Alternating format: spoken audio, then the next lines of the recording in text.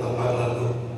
ಇವತ್ತು ಈ ಒಂದು ಕಾರ್ಯಕ್ರಮದ ಉದ್ಘಾಟನೆಯನ್ನ ನಮ್ಮ ಮೈಸೂರಿನ ಜನಪ್ರಿಯ ಶಾಸಕರು, ಕಲೆ, ಸಾಹಿತ್ಯ, ಸಂಸ್ಕೃತಿ, ಸಂಗೀತ ಎಲ್ಲದರಲ್ಲೂ ಕೂಡ ಆಸಕ್ತಿ ಹೊಂದಿ ಎಲ್ಲರೂ ಕೂಡ ಪೋಷಣೆ ಒಂದು ಜವಾಬ್ದಾರಿ ರೀತಿ ತಗೊಂಡೋಗ್ತಾರಂತ ನಮ್ಮ ತಿಮ್ಮಯ್ಯನವರು ಇವತ್ತು ಉದ್ಘಾಟನೆ ಮಾಡೋದು ಬಹಳ ಸಂತೋಷ ಇದೆ.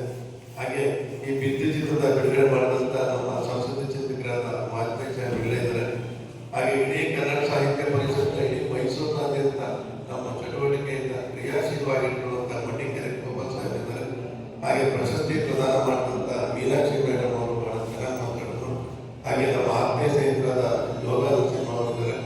ಹಾಗೆ ನಮ್ಮ ಜೊತೆ ಪ್ರಶಸ್ತಿ ಸ್ವೀಕಾರ ಮಾಡಿದಂಥ ಅಂತಾರಾಷ್ಟ್ರೀಯ ಖ್ಯಾತಿಯ ತಜ್ಞರಾದಂಥ ಡಾಕ್ಟರ್ ಸಿ ಶರತ್ ಕುಮಾರ್ ಅವರು, ಹಾಗೆ ಖ್ಯಾತ ವೈದ್ಯರಾದಂಥ ಡಾಕ್ಟರ್ ಯೋಗಣ್ಣ ಅವರು, ಹಾಗೆ ದೇವರಾಜ್ ಅವರು, ರಂಗಣ್ಣ ಅವರು, ಹಾಗೆ ಬಹಳಷ್ಟು ನಮ್ಮ ಆತ್ಮೀಯ ಮಿತ್ರರೆಲ್ಲರೂ ಕೂಡ ನಮಸ್ಕಾರಗಳನ್ನು ತಿಳಿಸ್ತಾ, ಮೊದಲನೇದಾಗಿ ಇಂಥ ಒಂದು ಸೂಕ್ತವಾದ ಸಮಯದಲ್ಲಿ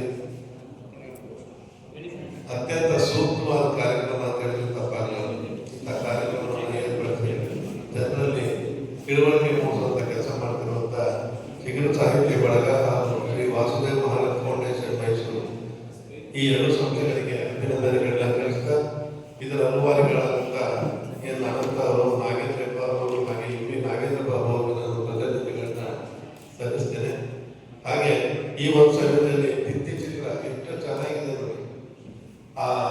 ನಮ್ಮ ತಿಮ್ಮಯ್ಯ ಸಾಹೇಬ್ ಹೇಳಿದ್ರು, ಏನು ಆ ಕೆಂಪು ಗ್ರಹ ಅದು ಉರಿತಾರೆ ನೋಡಿ ಪಕ್ಕದ ಗ್ರಹದವ್ರು ಹೇಳಿದಂತೆ ಯಾವ್ದು ಮಗಳ ಗ್ರಹನ ಅಂತ ಇಲ್ಲ, ಭೂಮಿ ಅಂತ ಹೇಳಿದ್ರೆ ಒಂದು ವ್ಯಕ್ತಿವಾಗಿದೆ ಅದು.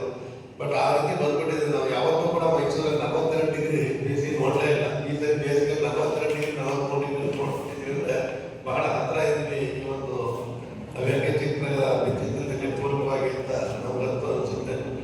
ದೂರ ಇಲ್ಲ ಈ ರೀತಿ ಆಗಂಥದ್ದು. ಅದಕ್ಕೆ ಬೇಕಾದಂಥ ಈ ಜವಾಬ್ದಾರಿಯಿಂದ ಕೆಲಸಗಳನ್ನ ಈಗಲೂ ತಗೊಳ್ಬೇಕು. ಬರೀ ನಮ್ಮನೆ ನಮ್ಮ ಹತ್ತಿರ ನಮ್ಮ ಮಕ್ಕಳಿಗೆ ತಪ್ಪಿಸೋದಲ್ಲ, ಸುತ್ತಮುತ್ತಲ ಪರಿಸರವನ್ನು ಕೂಡ ನಮ್ಮ ಮಕ್ಕಳಿಗೆ ತಪ್ಪಿಸಬೇಕಾದಂಥ ಜವಾಬ್ದಾರಿ ಇದೆ ಅಂತ ನಮ್ಮ ಶರತ್ ಕುಮಾರ್ ಸಾಹೇಬರು ಬಹಳ ಚೆನ್ನಾಗಿ ಹೇಳಿದ್ದಾರೆ.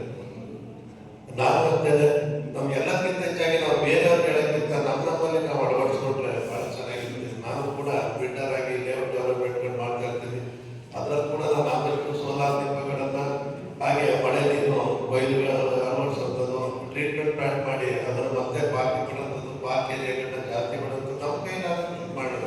ಹಾಗೆ ಬಿಲ್ಡರ್ ಚೇರ್ಮನ್ ಆದಾಗ ಇಡೀ ತಿಂಗಳು ಪರಿಸರ ಜಾಗೃತಿ ಕಾರ್ಯಕ್ರಮಗಳನ್ನ ಹಮ್ಮಿಕೊಂಡು ಅದನ್ನ ನಿರಂತರವಾಗಿ ಕೂಡ ಮಾಡ್ಕೊಂಡು ಬರ್ತಾ ಇದ್ದೀವಿ. ಒಂದು ಸಂತೋಷ ಅಂತಂದ್ರೆ, ಕೆಲವರಿಗೆ ಸಂತೋಷ ಕೊಡುತ್ತಂದ್ರೆ KRF ನಾವು ಹಿಂದೆ ಕಡೆ ಒಂದು ದೊಡ್ಡ ಈ ಕಾಂಪೌಂಡ್ ನಾವು ದಸರಾ ನೋಡೋ ಕಡೆ ಮಣ್ಣಿನ ಒಂದು ಗುಡ್ಡ ಇತ್ತು, ಅದನ್ನೆಲ್ಲ ಕ್ಲಿಯರ್ ಮಾಡಿ ಗಿಡ ಹಾಕಿದ್ವಿ. ಈಗ ನೋಡಿದ್ರೆ ಬಹಳ ಖುಷಿ ಆಗುತ್ತೆ. ನಮ್ಗಿಂತ ಡಬಲ್ ಬೆಳೆದ್ಬಿಟ್ಟಿದೆ. ಅಯ್ಯೋ ನಾವು ಹಾಕಿರೋ ಗಿಡ ಅಂತ ಅದಕ್ಕಿಂತ ಸಂತೋಷ ಇನ್ನೊಂದು ಕೊಡುತ್ತೆ. ಆ ರೀತಿ ನಾವು ಆದಷ್ಟು ಕೂಡ ನಮ್ಮ ಕೈಲಾದಷ್ಟು ಮಾಡೋಣ.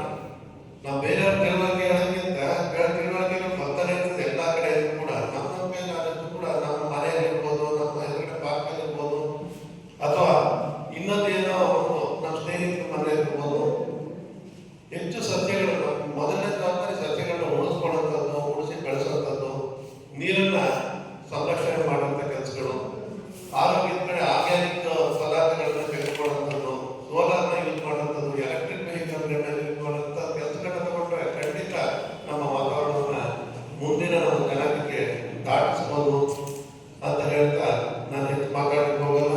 ಈಗಾಗಲೇ ನನಗೆ ಅದೇನು ಗೊತ್ತಿದ್ದಾರೋ ಗೊತ್ತಿಲ್ಲ, ಅವ್ರ ದೃಷ್ಟಿಯಲ್ಲಿ ನನ್ನ ಸಾಧನೆ ಮಾಡಿರ್ಬೋದು, ನನ್ನ ದೃಷ್ಟಿಲಂತೂ ಮಾಡಿಲ್ಲ. ನನಗಿನ್ನೂ ಈ ಒಂದು ಪ್ರಶಸ್ತಿಯಿಂದ ಜವಾಬ್ದಾರಿ ಹೆಚ್ಚಾಗಿದೆ ಅಂತ ಹೇಳ್ತಾ ಪ್ರಶಸ್ತಿ ಪ್ರದಾನ ಮಾಡಿದಂಥ ಚಿಗುರು ಸಾಹಿತ್ಯ ಬಳಗ